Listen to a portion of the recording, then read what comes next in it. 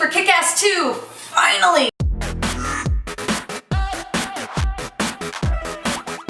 Since there is a 2 in the name, this is of course a sequel, and to answer the question, should I watch the first movie before I see the second?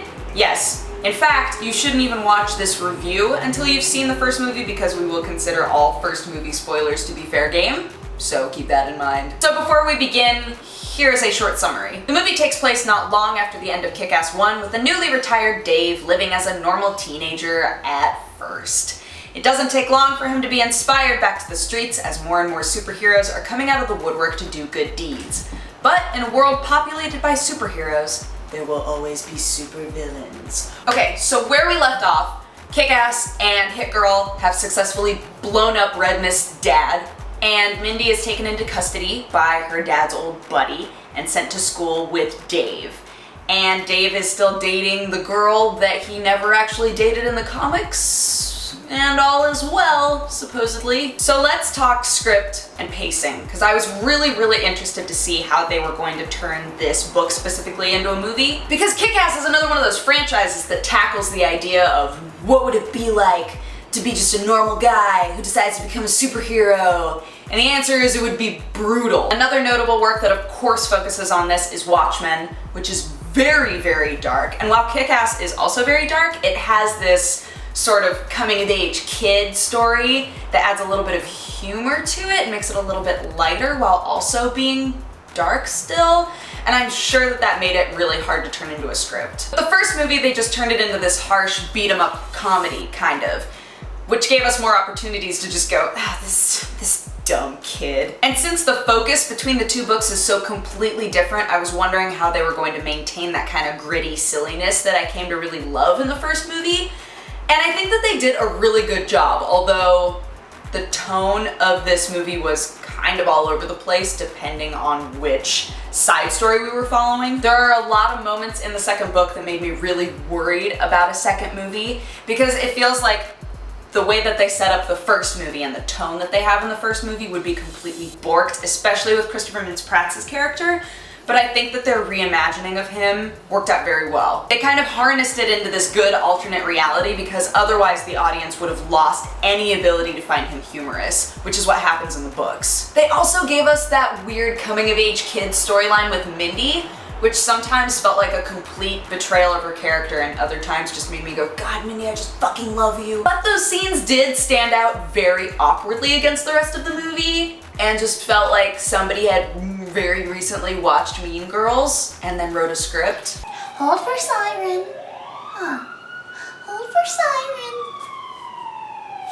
Hold for siren. What I'm trying to say is that if you're going to write a story that's about what it would really be like to be just a normal guy that goes out and becomes a vigilante or a superhero, then don't create all of these weird one-dimensional high school characters that completely betray the honesty of the story. Overall, I thought that the script was written really well for the most part, and that the pacing was fantastic. There was never like a fight or a scene that made me go, God, this has been going on forever. Acting-wise, everybody was about the same. Chloe Grace Moritz still says awful things and pulls them off perfectly and makes me laugh, but some of her more honest moments seemed a little bit off. Aaron Taylor Johnson looks even more disheveled than in the first movie.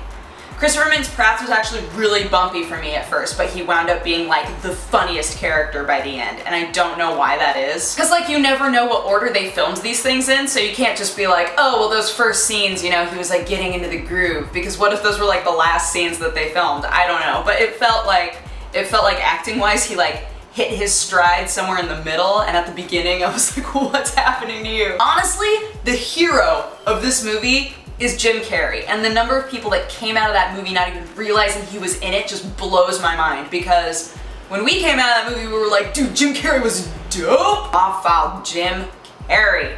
I like that we haven't really had him around in a while, and I like that he's playing a role where you're not sure that it's him, because it really shows off his acting chops, and I think a lot of people discard him so easily. Look of it was great. The character designs actually translate really well to film, which I shouldn't really find all that surprising.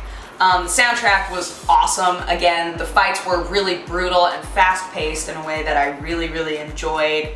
And for those of you who have read the comic, the end is different, so keep that in mind. As an end to the general review, I know a lot of people who would disagree with me, but I actually enjoyed the second one almost as much as the first one. I think that the first one is lauded as more inspirational, and it's meant to be, but the second one had less of an obvious plot and progression. So I would say go see it. And with that, I think we're ready to move on to the spoiler section. Okay, if you don't want to be spoiled, this is literally where you need to turn the video off. You have 5 seconds. Okay, we are officially in the spoiler section, so let's goss. I'm not going to be addressing things that they left out of the book because this is a spoiler section for the movie.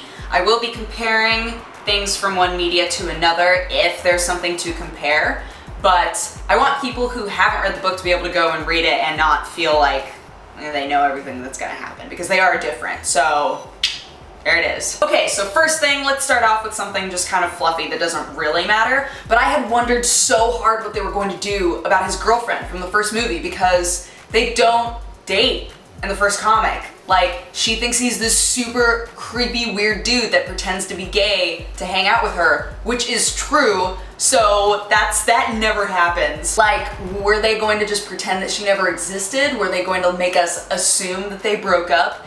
And the way that they handled it, it was so poorly done, because after everything that they've been through in the first movie, like, the second movie, she's barely even there. She shows up for a couple of scenes and then breaks up with him over a misunderstanding, and it's heavily implied that she cheated on him. It's just so weird. It's like they completely 180'd on the way that they wrote her character just so that they could just get rid of her. Obviously, a big point of contention when putting together the movie script was the rape and the dog decapitation, both of which do not happen in the movie. But it's not like they just cut away and let you assume that it happened. They did something really interesting with it. Like I was saying before, they kind of utilized the fact that they completely reimagined Chris D'Amico for these movies. And they put him in the exact same situation and highlighted how little he actually is what he claims to be when he's like staring a victim in the face. And it's nice because it, like I was saying before, I think to a viewer it makes him redeemable. Whereas in the books, like in the very first comic book, you realize that Chris D'Amico is a violent psychopath. There is nothing funny about him. It Girl's side story was great sometimes and like not great other times. But as a character that we never get to see vulnerable or like unsure of herself, it was really, really nice. Was it as good as it could have been? No, absolutely not. It felt kind of like a guy who went to an all-boys school tried to write high school girls. But I still appreciated that it was there because it allowed us to see another side of her, and that does not happen in the comics. Also, the final fight, let's talk about that. So this fight is supposed to take place in the streets and involve tons of people and police, and like, it's an intense scene in the comic. But instead it happens in a secret lair with a lot less people, and while it was really cool and I actually really, really liked the fights, I just kept thinking to myself, man, this would have been so awesome if they pulled it off in the streets, if they had did it the way that it really was in the books. Like, that would have been crazy. I mean, it was still great. We got all the fights that we wanted. We even got the really ineffectual, awful fight between Kick-Ass and the motherfucker again. So I liked having that in both movies because it's just so silly. It was fun to watch. It just didn't have nearly as much of an impact as it would have if they stuck to the source material. And if they were like, all right, we're gonna have all these villains and all these good guys in the streets, like, messing stuff up. That would have cost so much money to make. Don't care, I still want it. Okay, lastly, final thing, we should probably talk about the ending. And again, I'm not going to spoil what the ending is in the comic. We're just gonna talk about it kind of vaguely. They wrapped it all up in a way that the comic book did not. And I really liked the slow progression of Mindy and Dave's characters. I thought that that was really well done in the movie. Obviously, it riled up a lot of frustration that I had about the end of the comic book. If you've read it, you know what I mean. But I did think that it was a good alternative and that it was done well. So I appreciated that. I appreciated the ending that they came up with. So what were your thoughts? Did you enjoy the movie? Would you suggest it? Would you say absolutely don't go see this movie? Let me know in the comment section. Also, like this video if you want to see more reviews, because I love movies, so I'm totally down to do more reviews if you think I'm like good at them. But otherwise, see you next time. Enjoy the film.